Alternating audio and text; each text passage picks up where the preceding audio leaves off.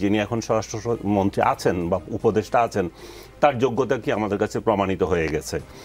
কিন্তু একটা যুদ্ধবিধ্বস্ত অবস্থা থেকে জাতিকে উদ্ধার করার জন্য যেই এফোর্টস দেওয়া দরকার ছিল সেটা গত 6 মাস আমরা দেখিনি, এবং তার শুরুটা কেটে দিয়েছিল যে ব্রিগেডিয়ার সাখাওয়াতকে বাদ দিয়ে, এবং তখন বোঝা গেছে যে এদের বিরুদ্ধে কথা বললে তাহলে যে কারো গদি চলে যাবে।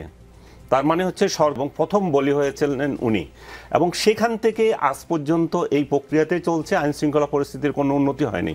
ওনারা বলেন যে সাদ্দাম বললেন যে পরিস্থিতি তৈরি হয়েছে সেটা অনেক ডেভেলপড। কীভাবে হলো? আপনারা এই শেখ হাসিনার এই পরিস্থিতিকে যদি আপনি তুলনা করেন তাহলে 71-এর কথা চিন্তা করেন।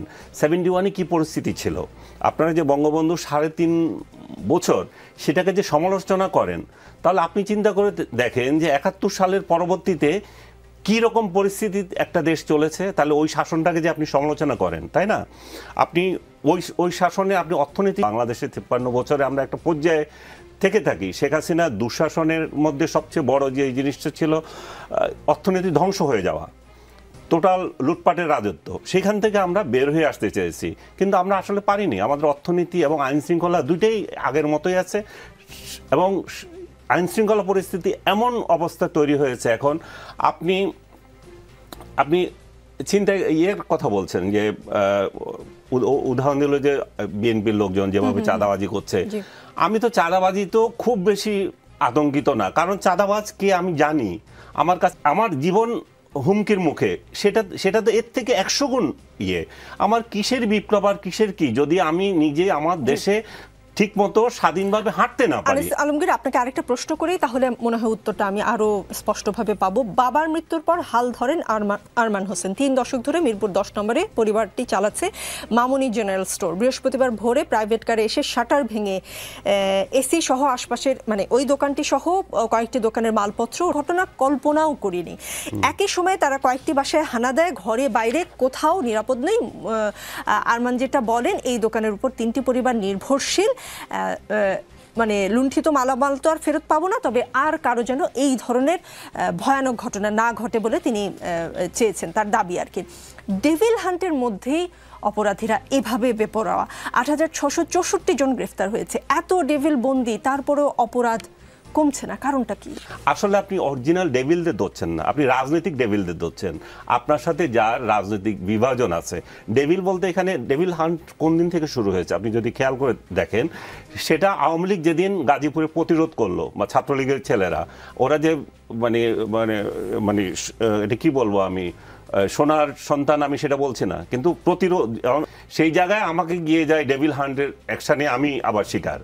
তারপরে সেইখান থেকে যে শুরু হলো, ডেভিল হান্ট এখনো পর্যন্ত নিরপেক্ষভাবে হয়নি বলতে হবে। নিরপেক্ষ যদি হয়ে থাকতো তাহলে এই ডেভিলদের থেকে প্রথম আমাকে শ্যুট করা দরকার ছিনতাইকারীকে। আমি ডেভিল হান্ট করছি আমি রাজনৈতিক প্রতিপক্ষকে দমন করার জন্য, সেই কারণে এটা সফল হবে আমি মনে করি না। কারণ আপনি রাজনৈতিক দৃষ্টিভঙ্গিতে যখন কাউকে শেষ করতে দিন, কথা শেষ করুন। আমি যখন রাজনৈতিক দৃষ্টিভঙ্গিতে কাউকে ধরতে যাই, রাষ্ট্র পরিচালনা করতে যাই, আমি যখন আমার রাজনৈতিক ভাষণা মানে চরিতার্থ করার চিন্তা করি, তাহলে কিন্তু সমস্যা তৈরি হয়ে যাবে। এখানে সেই জায়গা সেটাই হচ্ছে। এখানে প্রকৃত চিন্তাইকারী যারা, সে কোন দল করে, সে আওয়ামী লীগ, বিএনপি না রাস্তার টোকায়, আমার তো টোকায় চিন্তাইকারী, এদেরকে আগে ধরার দরকার। সেই মেন্টালিটিতে আমাদের আসতে হবে যে অবশ্যই রাজনৈতিক দুর্বৃত্ত যারা আছে আমি তাদেরকে শায়েস্তা করব, এবং এই দুর্বৃত্তায়নে অবশ্যই শেখ হাসিনার ইন্ধন আছে, সেটাও আমাদেরকে অস্বীকার করা যাবে না। কারণ উনি দেশের বাইরে বসে আছেন, উনার সাঙ্গপাঙ্গদের নিয়ে যা চুরি করার সেগুলো নিয়ে গেছেন, কিন্তু এখানে কিছু আবার ইন্ধন আছে যে যাও তোমরা করো, তো আমি এটারও শিকার হব। আবার আপনি এটা বলবেন যে ওরা করছে, ওদেরকে প্রতিরোধ করার জন্যই তো আপনাকে দায়িত্ব দিয়েছি, আপনি সেই দায়িত্বটা পালন করেন। জানমালের নিরাপত্তার দায়িত্ব ঘটনা সবসময়ই হয়, ভবিষ্যতে যেন না ঘটে সেই চেষ্টা চলছে। তার এই কথায় আসার আলো দেখেন কিনা? এখানে প্রথমে আমি বলে নিই, সাদ্দাম যেভাবে বক্তব্য রাখলো, রীতিমতো সরকারকে অন করে বক্তৃতা রাখলো, ঠিক মনে হচ্ছে সরকারি আর্টিকেল 36, 37, 38, 39-এর লঙ্ঘন। কিন্তু আন্দোলন দমন করাটা অনৈতিকভাবে যেমন একটা অপরাধ এবং সংবিধান লঙ্ঘন, আর আন্দোলন আমি করতে পারছি, মিছিল মিটিং করতে পারছি, তাফসির আর কোরআন সমাবেশ করতে পারছি, কিন্তু চুরি ডাকাতি ছিনতাই রাহাজানি আমি ঠেকাতে পারছি না। এখানে কি আমি বলবো যে আমার মিছিলের অধিকারটুকু আছে, আর চুরি ডাকাতি ছিনতাই এগুলো আইন শৃঙ্খলার পরিস্থিতিকে অবনতি নয়? অবশ্যই এগুলো আইন শৃঙ্খলার পরিস্থিতি অবনতি। এইটা গেল প্রথম বিষয়। দ্বিতীয় বিষয় হচ্ছে যে এই যে কদিন আগে দেখলাম যে আন্দোলন করতে যে ছাত্রলীগের হাতে ধর্ষিতা হচ্ছে এক মেয়ে, সে যখন সমন্বয়কদের সাথে যোগাযোগ করছে বলছে অমুক হাসপাতালে যোগাযোগ করো, তমুক হাসপাতালে। আমি ইউটিউবে যেটা দেখেছি যে এই খবরটি নিয়ে একটু আচ্ছা, যদি বিতর্ক থেকে থাকে সেটা আমার জানার দরকার, কারণ ইউটিউবে এত খবরের ছড়াছড়ি, কোনটা সত্য কোনটা মিথ্যা, এটা আমাদের মতো সিম্পল মানুষ যারা ইউটিউব ফেসবুকের সাথে জড়িত না, যাচাই বাছাই করা খুব ডিফিকাল্ট হয়ে যায়। তো যদি ঘটনা সত্য হয়ে থাকে অবিলম্বে গ্রেপ্তার করা উচিত। আমি একজন নারী হিসেবে এটা আমার একটা মনের প্রত্যাশা। খবর পাওয়া পর্যন্ত যে নারীর কথা বললেন আপনি, তিনি নিজেই মামলা করতে আগ্রহী নন এবং ডিএনএ টেস্ট করতেও আন্দোলন করার মতো অনেক ঘটনা ঘটছে।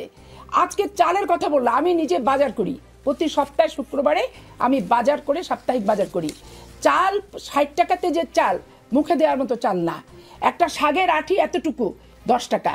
তা আওয়ামী লীগের সময় যদি আমি 10 টাকা শাকের আঁটি খাবো, আর এই সময় যদি আমি শাকের আঁটি 10 টাকা খাবো, তাহলে সিন্ডিকেট যারা, ব্রয়লার মুরগির দাম কি কমেছে? ওই 220 থেকে 30। তারপরে আপনার এই যে পাকিস্তানি মুরগিগুলা ওই 320 থেকে 350 এই পর্যন্তই কিন্তু যাচ্ছে। যে কফি গরমকালে মানুষ খায় না, গরু ছাগল হাঁস মুরগি খায়, যে তারা সিন্ডিকেট করেছে, তারা লুটপাট করেছে, তারা চুরি জামারি করেছে। এখনকার সরকার ফ্রেশ সরকার, জনগণের প্রত্যাশিত সরকার। তাহলে এখন অন্ততপক্ষে তার চেয়ে তো কিছুটা সয়াবিন তেলের দেখেন কি পরিমাণ বাজার দরের অবস্থা। তো এগুলো তো ডালের দাম কত, প্রত্যেকটা ডালের কেজি হিসাব করে দেখতে হবে। আমরা প্রতিদিনে সপ্তাহে একদিন বাজার করে যেহেতু আমরা খাই, মাসিক বাজারও আমরা করি, বাজার আমাদের নখদর পড়ে। বাজারটা আসলে খুব অস্থির এবং মানুষ আমার রোজা আসতেছে, রমজান ব্যাপক হারে। রাজনীতিতে বিরতি বলে কিছু নেই, একটু পরে ফিরছি। দেখছেন রাজনীতি, আমাদের সঙ্গে সাদ্দাম হোসেন আছেন, তিনি জাতীয় নাগরিক কমিটির কেন্দ্রীয় কমিটির সদস্য। আজ নাহিদ ইসলামের বাসায় আপনাদের কোনো মিটিং ছিল সন্ধ্যার সময়? কারণ যাকে আমরা ফোন দিচ্ছিলাম অতিথি হওয়ার জন্য জাতীয় নাগরিক কমিটির, তারা বলছিলেন কোথাও একটা মিটিং আছে। কেউ একজন বলেছেন, আমরা যদিও কনফার্ম না, যে নাহিদ ইসলামের বাসায় আপনাদের একটা মিটিং হচ্ছে। তার কাছে যদি তার ব্যক্তিগত কারণে কেউ যেতেন দলের পক্ষ থেকে, ব্যক্তিগত পরামর্শের প্রয়োজন হলে তার কাছে যেতেন এবং সেটা তিনি করতেন, বা তাকে কোনো বিষয়ে যদি কোনো ধরনের পরামর্শ কেউ দেওয়ার প্রয়োজন মনে করতো তাহলে সে যেত। জি, আগামী বুধবার জাতীয় সংসদ সংলগ্ন মানিক মিয়া অ্যাভিনিউয়ে একটি অনুষ্ঠান করছেন আপনারা, সেখানে আপনাদের দল ঘোষণা করবেন, আমরা এমনটা শুনেছি, সেটা যদি একটু নিশ্চিত করতেন। আপনি যদি শুনে থাকেন তাহলে তো লুকানোর কিছু নাই, সত্যিকার অর্থেই তাই। আমাদের একটা টেন্টেটিভ ডেট আছে বুধবার, বাট নট নেসেসারিলি যে বুধবারেই সেটা হতে হবে। আজকে সেটা সিদ্ধান্ত হবে, সিদ্ধান্তের পর হয়তো আমরা জানাতে পারবো। নাহিদ ইসলাম আজকে প্রধান উপদেষ্টার সঙ্গে দেখা করেছেন এবং তিনি ঢুকেছেন তার গাড়িতে পতাকা সহ, বের হয়েছেন পতাকা ছাড়া, এমন কোনো খবর আছে আপনার কাছে? আধা ঘন্টা 1 ঘন্টার মধ্যে জানতে পারবেন হোপফুলি। সো আমি প্রশ্নের উত্তরগুলো শেষ করে আপনি নিশ্চয়ই উত্তর দিতে পারবেন, আপনাকে সময় দেওয়া হবে যুক্তি খণ্ডন যদি আপনি করতে চান। দলের জন্মই হয়নি এখনো, বুধবার জন্ম হবে, আপনার কথা যেটা মনে হলো সেই দলের পদ নিয়ে কারাকারি করলেন, সেই খবর গণমাধ্যমের শিরোনাম হলো কয়েকদিন, কে কাকে মোবাইল কিনে দিয়েছে, আশ্রয়ের ব্যবস্থা করেছে, পানি দিয়েছে, এসব প্রকাশ হলো। আপনাদের এই কর্মকাণ্ডে গণ অভ্যুত্থান লজ্জা পেল কিনা? অত্যন্ত ধন্যবাদ, এটা খুব সঙ্গত একটা প্রশ্ন। এই প্রশ্নের উত্তরটা যারা এর সাথে সম্পৃক্ত ছিল তাদেরকে করলে হয়তো আরও অ্যাপ্রোপ্রিয়েট অ্যান্সারটা তারা দিতে পারতেন। তবে আমার জায়গা থেকে আমি যতটুকু জানি যে কিছুটা ভুল বুঝাবুঝি হয়েছিল একটা পর্যায়ে।